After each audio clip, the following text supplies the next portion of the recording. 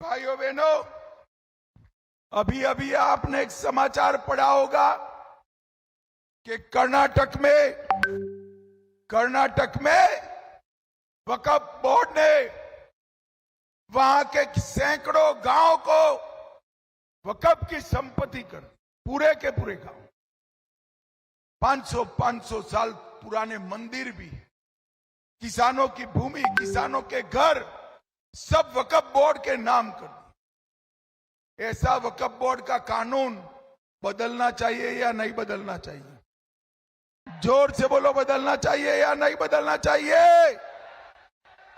मोदी जी बदलना चाहते हैं, ये उद्धव जी और शरद राव, सुप्रिया सुरे इसका विरोध करते हैं।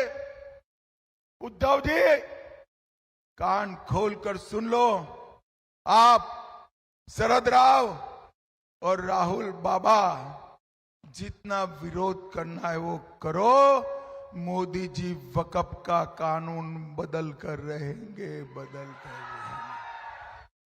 भाइयों बहनों, भारतीय जनता पार्टी का